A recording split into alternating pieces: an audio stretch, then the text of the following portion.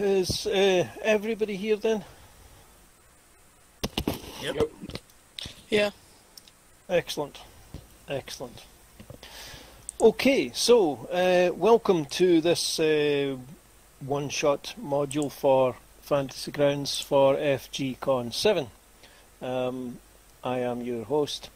Alright, so what I'll do first of all is I'll just quickly go over the general features of Fantasy Grounds. We'll touch slightly on the 5e rule set, then we'll pick characters, and then we'll have a wee look at the characters and some of the things that they can do. So in fact, actually I'll tell you what, I think it'd probably be easier to pick the characters first, because some things won't work if you don't have a character. So if everybody just goes down into the bottom, the dice tray down at the bottom there, and just pick up a dice, just left click on the dice, hold the dice and drop it into the chat, and that'll roll a d20. If everybody wants to roll a d20. Did you want it in the tower box or the chat? No, just put it into the chat. Okay, one more, that's it. Okay, Gary, you are going first.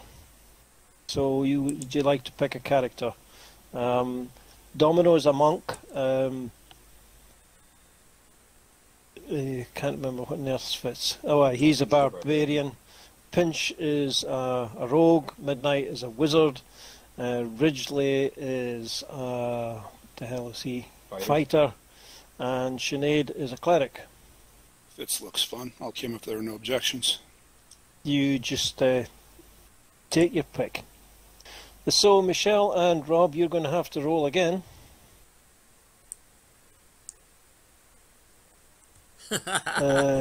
Okay, Michelle, you go. So you can pick a character now, and then I'll take Pinch. Okay, and I think after that it's you, Rob. I'll take Domino.